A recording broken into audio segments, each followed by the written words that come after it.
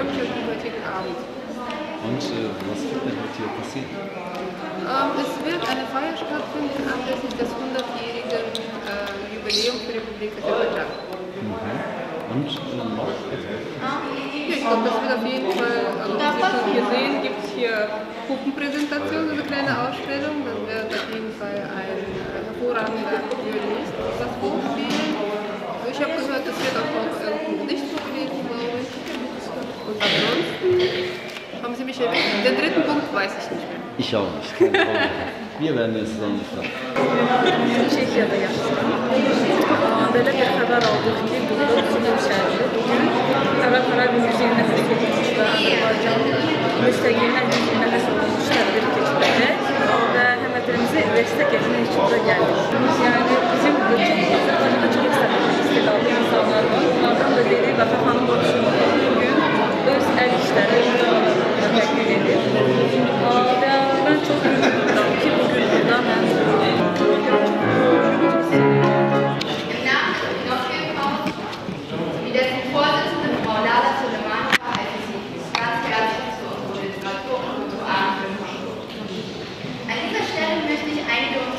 besonders hervorheben.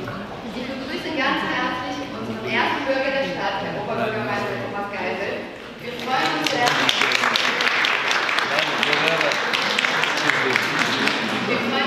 dass Sie Zeit gefunden haben, das Begrüßungswort zu sprechen und unser besonderer Dank Ihnen für das Interesse und die Aufmerksamkeit gegenüber den Philharmonien. Ich begrüße auch herzlich die verehrte Generalkonsulin der Republik Türkei und der Bundesrepublik Deutschland, Frau Güler. Herzlich heißen wir auch willkommen die Vorsitzende des Integrationsrates der Stadt Düsseldorf, Frau Kawasa. Die Damen und Herren der EV. Wir freuen uns sehr, dass Sie heute gemeinsam mit uns das 100-jährige Jubiläum der Bundesrepublik, der Demokratischen Republik Aserbaidschan sowie des großen aserbaidschanischen Kartenverleihung würdigen wollen. Unser großer Dank an dieser Stelle gilt auch der Botschaft der Republik Aserbaidschan in der Bundesrepublik Deutschland und insbesondere Herr Botschafter Rami Hasanov für die freundliche Unterstützung. Leider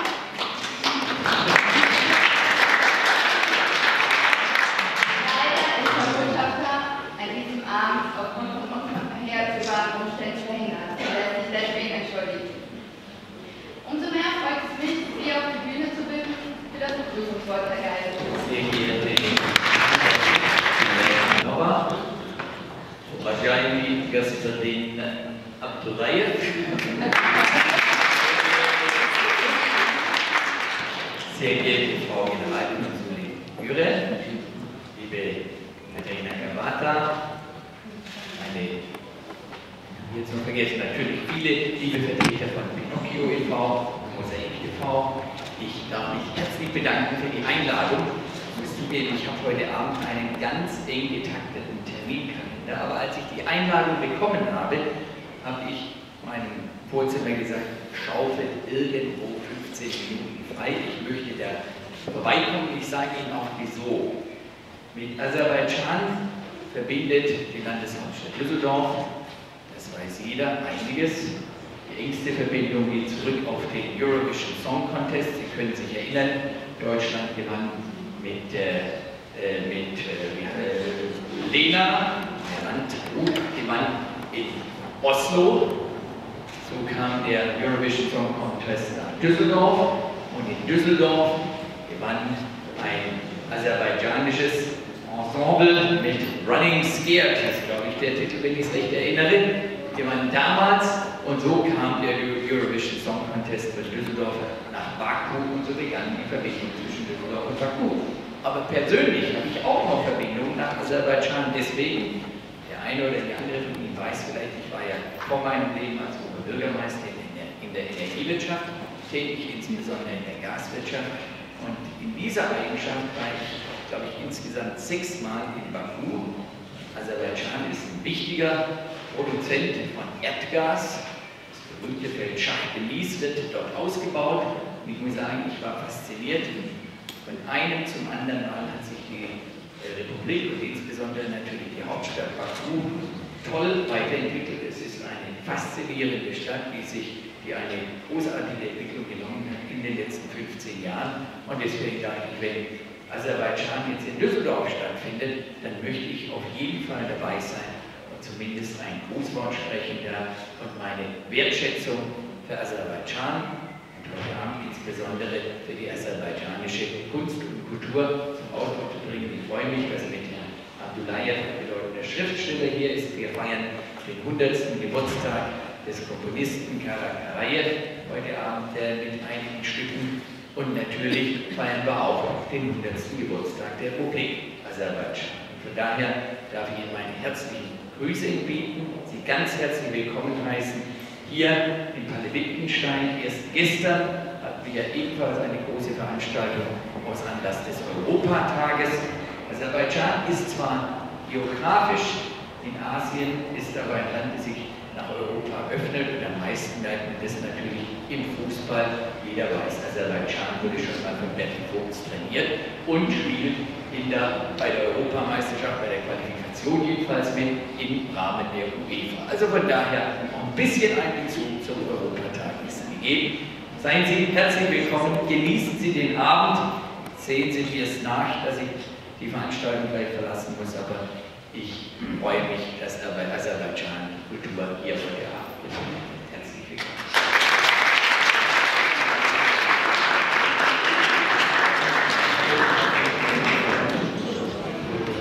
Heute, wir feiern 100-jähriges Jubiläum für die Aserbaidschanische Republik und wir haben einfach gerne eingeladen. Okay. Und was wird denn heute hier passieren? Heute ist die Literatur- und Kulturabend und wir haben Gäste aus Aserbaidschan, also berühmte Schriftsteller Cengiz Akburay, der Schriftsteller aus Prag, aus Tschechien, die Fußballaufsteller aus heute unser Künstler, unser Geigespieler, die haben alle aserbaidschanische Wurzeln. Heute die spielen Geigespieler aus Aserbaidschan, Amara Ibrahim, wie gesagt, die Leyla Jafarova, auch Leyla Begim Jafarova aus Prag. Die Ziel, die Leute in die deutsche Gesellschaft integrieren, aber heute Abend, dass die einfach die in Deutschland wissen mehr aus, was die Aserbaidschan ist, was für Land ist, wo ist Aserbaidschan und so weiter. Okay, dann viel Erfolg. Vielen Dank. Dankeschön.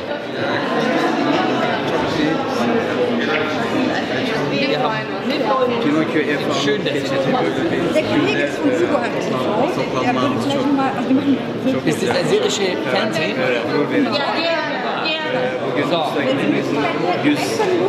Ja. Super. Şairen, Çekya'da yaşıyorum. Yazmışım terkide iştirak ediyorum. Ben hoş geldiniz. Şiir okuyacağım. Kendi şiirlerinizi mi okuyacaksınız? Bugün okuyacağım Kara Karayev'in yazmış 7 güzel şiiri. Kendi şiirlerinizle mi ifa edeceksiniz? Ben. Heyecanlı mısınız? Ben. En çok sevdiğiniz şiirimizi bugün okuyacak mısınız yoksa bugün en çok sevdiğiniz şiiri okuyacak mısınız? Müslüman Amar yazmış şiiri bunu okuyacağım. Peki efendim, kolay gelsin.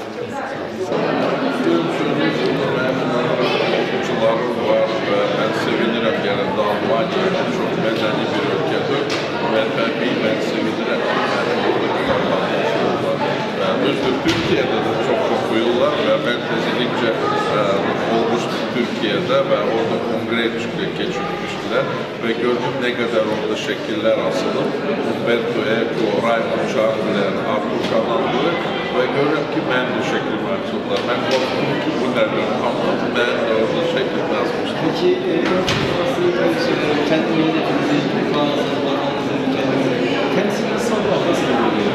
Ve tabii ki her yazar öz milletin temsilidir ve ne yazısı senin devletli, memleketli, sen bunu daha iyi tanıyırlar, daha iyi beğenirler ve daha iyi sevirler. Teşekkür ederim.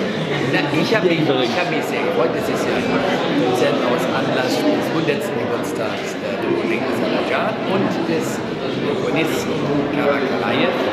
Und ich muss sagen, als ich die Einladung bekommen habe, habe ich sofort sofort geschaut, ob es irgendwie möglich ist, dass ich zumindest einen Bundesland spreche. Das liegt daran, weil Düsseldorf und Aserbaidschan verbindet einiges. In jüngster Zeit natürlich vor allem der Eurovision Song Contest, der war in Düsseldorf. Da gewann Aserbaidschan und von dort wanderte ich in den Baku. Ich muss sagen, ich selbst habe auch Verbindungen nach Aserbaidschan. Ich war ja viele Jahre in der Energiewirtschaft tätig und war in diesen Jahren oft in Baku und war fasziniert von der Entwicklung dieses Landes. Mein Name ist Anar Ibrahimov, ich bin Geiger aus Aserbaidschan. Was wird denn heute passieren? Also, wir spielen heute zusammen mit meiner Frau, Pianistin. Wir spielen Werke von legendären Komponist, aserbaidschanischer Komponist, Karakarayev.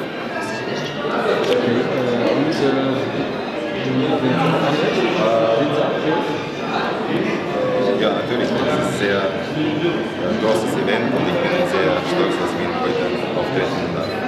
Okay, klasse.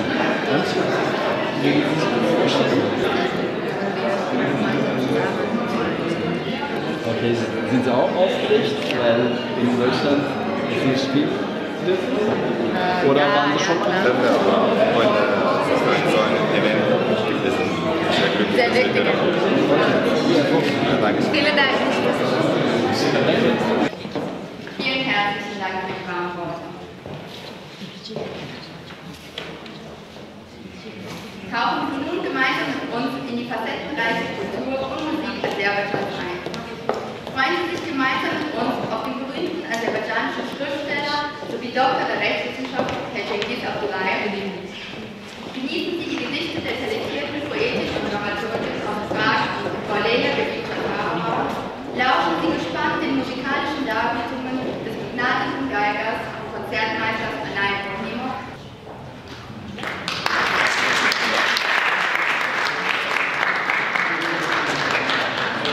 Unseren Abend wollen wir mit einem wundervollen Musikstück eröffnen. Ich bitte dafür auf die Bühne Herr Anar Ibrahimov.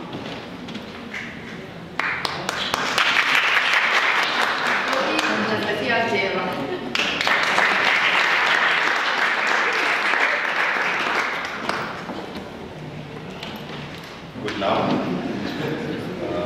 Wir freuen uns, heute hier für Sie spielen zu dürfen.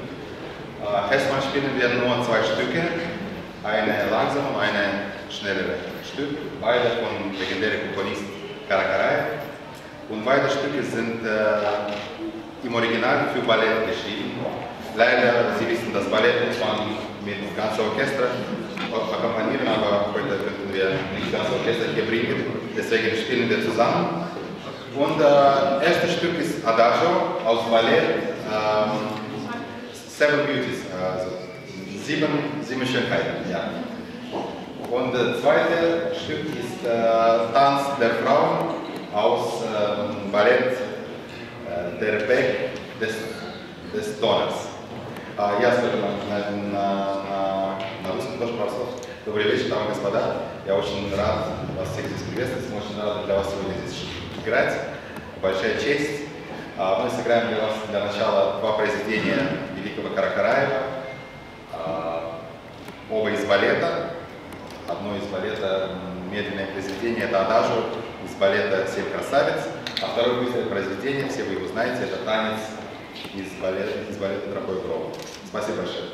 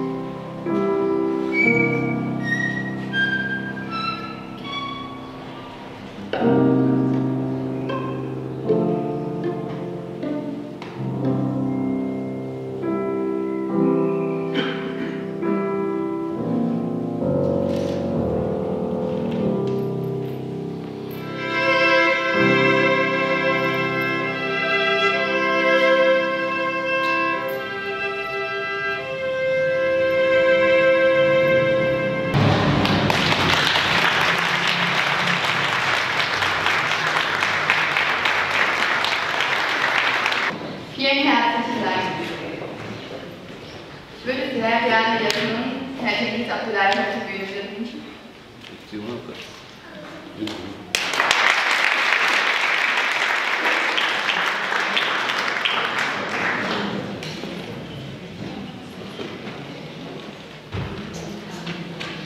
Çok sağ olun. İcazı veriyorum ben.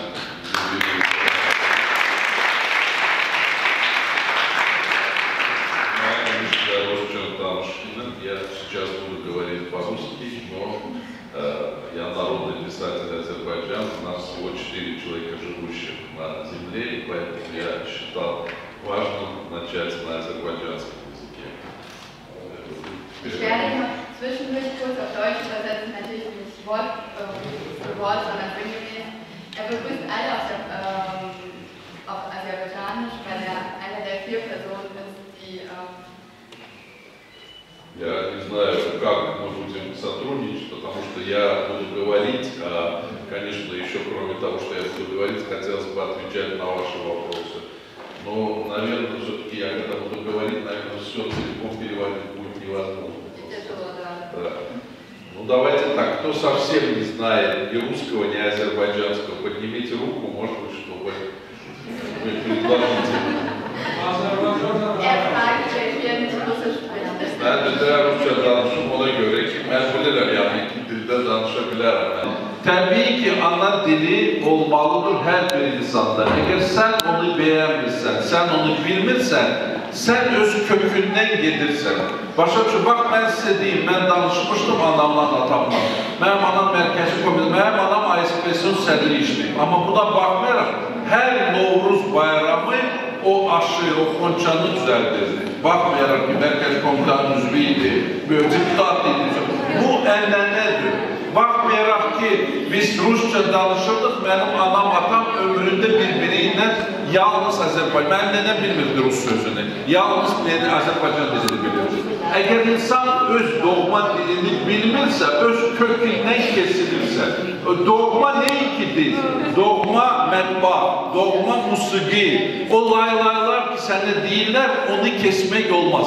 Amma əgər siz soruşursunuz Almanları, mütləq və mütləq burada oturan insanlar, işləyən, qalan, yaşayan Alman dilini bilməlidir. Yəni 2 dil bilməlisən.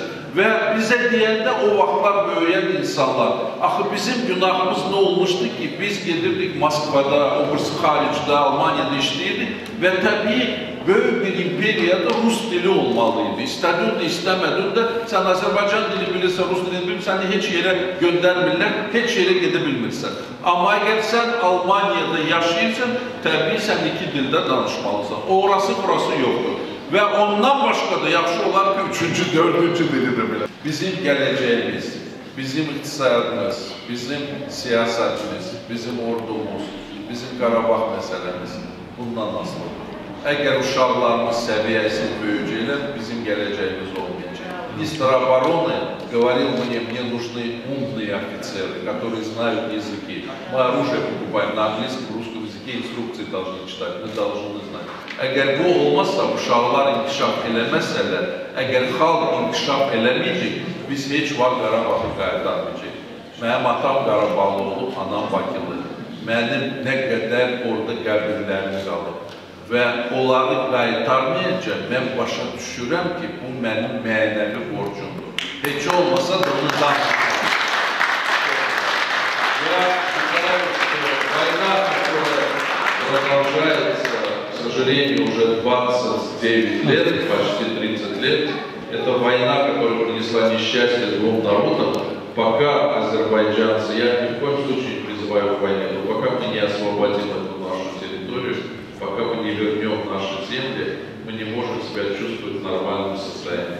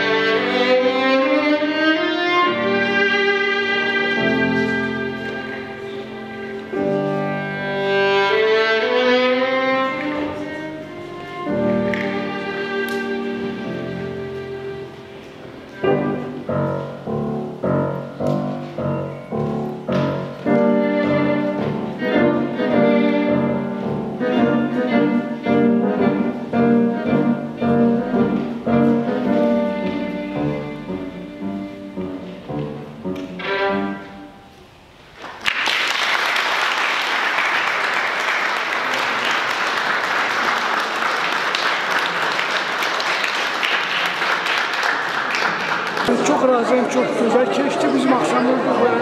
Ben istedim ki hepiniz de böyle şey olsun. Bu kadar. Yeter. Ben çok memnun bugünkü tedbirde iştirak ederdim. Çok sevindim buraya geldim Azerbaycan'da toplumu görende. Çok sevindim ki biz burada az da olsa varız. Чтобы стало навеки любимой. Это ночь без луны и без звезд. Танец византийский, красавица.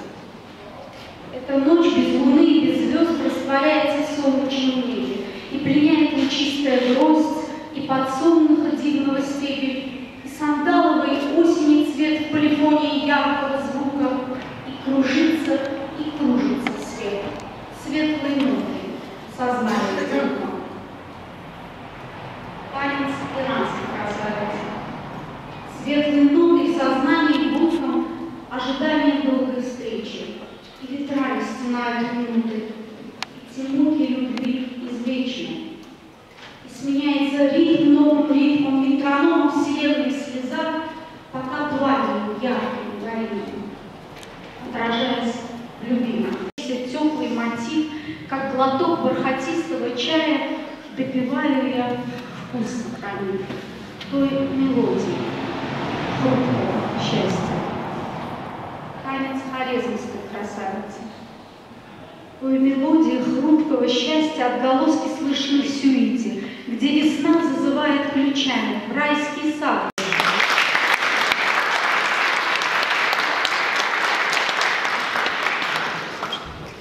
Wir möchten uns recht herzlich für einen fürs Kommen bedanken und wünschen Ihnen noch einen schönen Abend. Vielen Dank.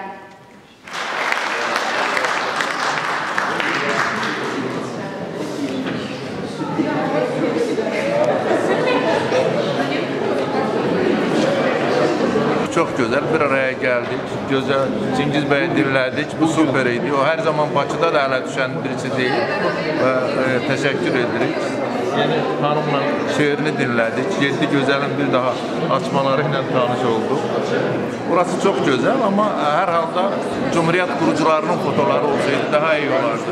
En azı çocuklarımız onları görebilirdi. Cumhuriyetimizin 100 illiğiyle bağlı bir tədbirə gəlmişdik. Amma çox təəssüf ki, Cumhuriyetin 100 illiyinin Cumhuriyetin 100 illiyindən bəhs edən bir şey görmədik. Cumhuriyetin 100 illiyinin əlamətlərini görmədik. Cumhuriyeti 100 il əvvəl Quranlarla tanış ola bilərdik burada. Biz olmasaq çocuklarımız ola bilərdi, onların fotoları ola bilərdi. Bunları görmədik. Amma hər halda bir araya gəldik. Bu çox gözəl. Ben ne söylemek? Ben söylemek istiyorum ki ben Türkiye'nin bir patriotuyum. Çok seviyorum Türkiye'yi. Çok memnun oldum buraya gelmeyeme. Çok şad oldum ki beni buraya davet ederler. Çingiz Abdullayev'a çok büyük hürmetim var. Ama benim için daha çok ve hoş olardı Azerbaycan dilinde daha çok. Bütün bu merasim Azerbaycan dilinde geçseydi benim için daha hoş olardı.